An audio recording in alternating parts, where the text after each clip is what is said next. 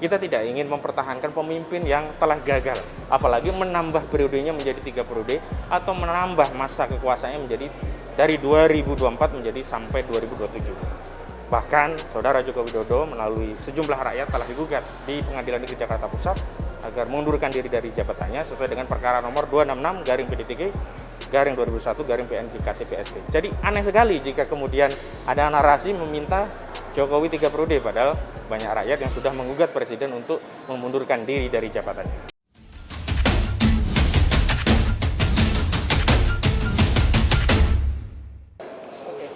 Bismillahirrahmanirrahim. Assalamualaikum warahmatullahi wabarakatuh. Sini, kantongnya aja. Nanti mau kesek-kesek gak biasanya? Ini pegangin aja. Bismillahirrahmanirrahim. Assalamualaikum warahmatullahi wabarakatuh. Dalam kesempatan yang baik ini kita akan mendiskusikan tentang wacana amandemen konstitusi. Apa itu amandemen? Perubahan. Apa itu konstitusi? Undang-undang dasar. Apa konstitusi Indonesia? Undang-undang dasar 1945. Apa yang krusial dari proses amandemen konstitusi? Yakni wacana adanya 3 periode Presiden Jokowi atau penambahan masa bakti di periode kedua itu menjadi 8 tahun. Itu artinya yang pertama, Presiden Joko Widodo bisa menjadi capres lagi di tahun 2024. Kedua, Presiden Joko Widodo tetap menjadi presiden hingga 2027. Yang pertama ini berarti harus melakukan amandemen dengan memberikan wewenang pada presiden untuk mengikuti proses pilpres hingga 3 periode. Berarti harus ada perubahan ketentuan pasal 7 sebagaimana diatur dalam Undang-Undang Dasar 1945. Karena di ketentuan pasal 7 itu maksimum jabatan presiden hanya 2 periode. Kedua, tentang tambahan masa jabatan presiden di periode kedua menjadi 8 tahun sehingga tidak berakhir di 2024 tapi sampai di 2027. Wacana ini pertama kali menjadi ramai ketika Ketua MPR RI, Saudara Bambang Susatyo melapor bersama pimpinan MPR lainnya ke Istana Bogor kepada Presiden Jokowi. Saat itu ada beberapa yang ingin diberikan garansi oleh Saudara Bambang Susatyo. Yang pertama, bahwa amandemen khusus dan terbatas pada adanya adopsi pokok-pokok haluan negara yang sebelumnya tidak terdapat di dalam konstitusi. Yang kedua, memberikan kewenangan kepada MPR selaku organ yang akan menetapkan pokok-pokok haluan negara dalam bentuk produk ketetapan MPR RI.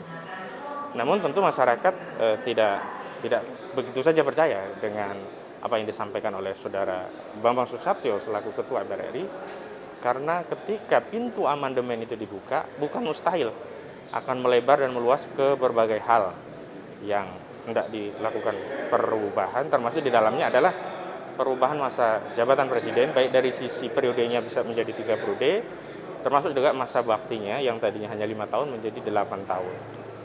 Yang menarik adalah ketika pada awal-awal, ya kan, narasi perubahan amandemen ini begitu kencang, termasuk ada dari elemen non pemerintah, yakni Qodari, memberikan statement bahwa di tingkat elit MPR wacana 3 periode tidak ada hambatan, tapi yang menjadi hambatan adalah apa yang berkembang di tengah masyarakat. Namun begitu banyak kritik kepada masyarakat, setelah banyak masyarakat mengkritik wacana amandemen, setelah banyak masyarakat mencurigai agenda di balik amandemen konstitusi, diantaranya adalah pengokohan periode jabatan presiden menjadi 3 periode dan termasuk penambahan masa jabatan Presiden Joko Widodo yang semestinya berakhir di tahun 2024 dan diundurkan di tahun 2027. Dengan demikian tidak ada pilpres di tahun 2024 dengan narasi adanya pandemi COVID-19 menjadi alasan tidak dilaksanakannya pilpres dan ditetapkan presiden dan berbagai pejabat tinggi lainnya.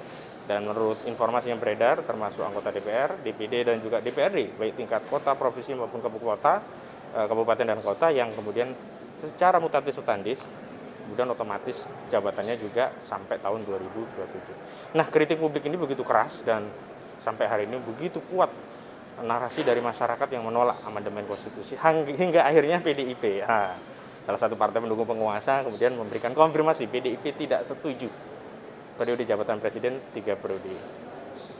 Dan Golkar juga menyatakan tidak setuju amandemen.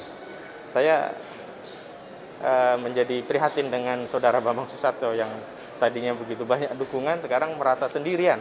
Saudara Bambang Susatyo membawa narasi amandemen konstitusi. Jadi hari ini pelan tapi pasti mulai banyak yang menolak amandemen. Tapi kita harus tetap waspada karena PDIP hanya menolak narasi 3 periodenya.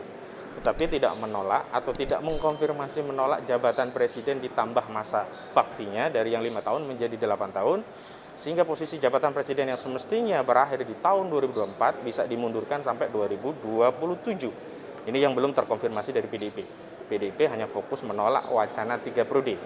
Ini bisa kita pahami karena PDIP juga menginginkan ada pilpres agar kadernya, ya ini yang kita ketahui Puan Maharani juga menginginkan menjadi salah satu kandidat capres di tahun 2024. Kalau terjadi 3 periode tentu posisi Puan Maharani akan kegeser dan kemungkinan besar Jokowi akan mencalonkan diri lagi dari partai yang sama, yakni PDIP. Tapi meskipun demikian, yang menarik yang harus kita sikapi adalah pentingnya masyarakat berisik di sosial media. Pentingnya masyarakat mengajukan kritik. Dan dengan kritik itulah kita bisa mengontrol jalannya roda kekuasaan agar tidak terjadi menjadi negara apa yang disebut dengan mahstat, itu negara kekuasaan. Negara ini harus tetap berada pada koridor Rechtsstaat, negara hukum. Negara hukum yang telah mengatur konstitusi kita bahwa seorang presiden maksimum jabatan 2 periode dan maksimum 1 periode jabatan adalah 5 tahun. Tidak boleh berubah menjadi 8 tahun, tidak boleh berubah dari 2 periode menjadi 3 periode. Ini yang paling penting. Yang kedua, masyarakat harus dengan tanda petik ya ribut di sosmed agar apa? Agar pengendali kekuasaan baik itu elit partai termasuk ketua partai politik dan anggota DPR juga akan mengikuti dinamika yang berkembang di masyarakat. Mereka tidak akan berani melawan arus masyarakat apa yang berkembang di tengah masyarakat. Kalau mereka tetap melawan, mereka akan kehilangan dukungan rakyat dan itu berimbas kepada elektabilitas partai mereka yang akan tergerus karena menyelisihi atau menentang apa yang menjadi aspirasi rakyat. Ini penting karena partai tidak takut dengan hukuman apapun, partai hanya takut dengan hukuman elektabilitas. Partai itu hanya takut kalau suaranya melorot. Nah, itu yang paling penting. Karena itu kita harus terus memberikan kritik melalui seluruh saluran yang ada, baik melalui tulisan, melalui podcast, melalui video, dimanapun kita berada. Agar apa? Agar kontrol negara ini benar-benar dijalankan sesuai dengan koridor konstitusi. Yang ketiga, yang paling penting adalah kita ingin menata masa depan bangsa kita menjadi lebih baik. Kita tidak ingin mempertahankan pemimpin yang telah gagal, apalagi menambah periodenya menjadi 3 periode atau menambah masa kekuasaannya menjadi dari 2024 menjadi sampai 2027. Bahkan Saudara Joko Widodo melalui sejumlah rakyat telah digugat di Pengadilan Negeri Jakarta Pusat agar mengundurkan diri dari jabatannya sesuai dengan perkara nomor 266/PDTK/2001/PNJKT-PST. Jadi aneh sekali jika kemudian ada narasi meminta Jokowi 3 periode padahal banyak rakyat yang sudah menggugat presiden untuk memundurkan diri dari jabatannya. Itu saja dari Pengadilan Negeri Jakarta Selatan. Sambil menunggu proses sidang, kita isi dengan diskusi yang mudah-mudahan memberikan manfaat pada kita semua.